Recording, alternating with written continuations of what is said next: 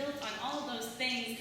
I am not black, but I don't need to be anything at all to know that this is not the world I want to live in. So the streets on Tuesday, marching the least I could do, our voices in the cold air, singing, and my heart leapt at the rainbow of raised fists. Hey, someone said, let's not forget in the morning. I am trying to figure out what that looks like. Yes, once again, I am having my own identity crisis, prodding my own melanin, navigating my split skin, the tendrils of whiteness shot through my gray matter. I am flipping frantically through history books for Mexican workers joining a Filipino strike instead of breaking it, for yellow fists raised at black power rallies, for black soldiers changing sides in Vietnam. I am looking for some kind of we. How to choose one another without erasing each other. And I think we is a practice, not a proclamation. I am finding ways to fight without claiming anything, except the desire to be useful.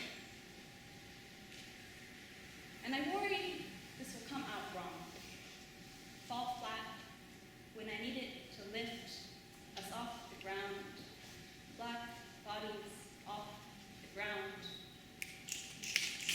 I watched the video.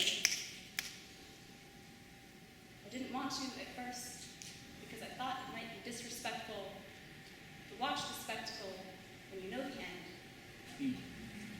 And I thought I didn't need to be convinced.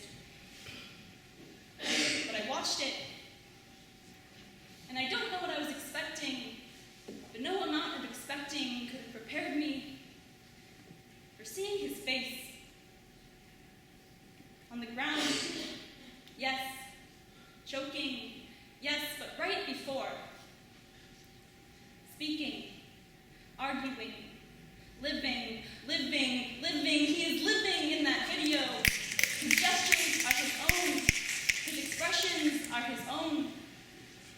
And we all know what comes next. And how scary that it took a video for me to get this worked up.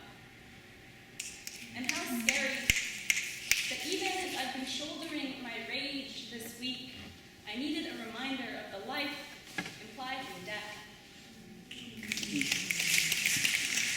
I am trying to learn the meaning of solidarity. My mother says it is a daily practice, a labor of remaking.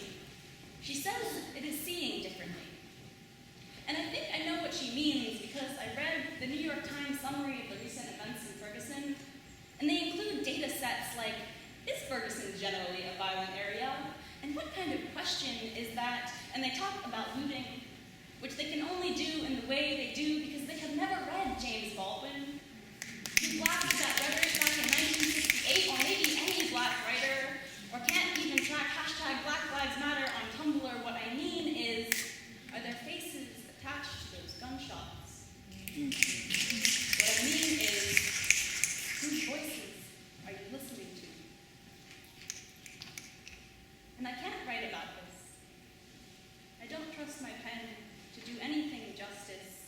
Justice as if I knew what that was, what could be justice, when it's a whole life lost and lives in the losing. This was going to be a poem about Ferguson, Michael Brown. Now it's about Eric Garner, and I don't know the name of who it will be about next. And it's the same poem. I wish it could be different poems, but it's the same poem, the same ending on different lives, and what tragedy that they don't even get their own poems. And what tragedy that this is just one way of dying. That their alternative to strangling was to put him behind bars, another kind of strangling, that black boys are almost as likely to be sent to prisons as the principal's office, that black women and trans and queer people are also all too familiar with the pavement and the baton, that in this country there are so many names for wrong, that in this country owning nothing is more threatening than owning everything, because some people might wake up. And what is a poem? Not enough. I wish it could do more. I wish I could weave words like the roofs of safe houses, blankets in the wintertime,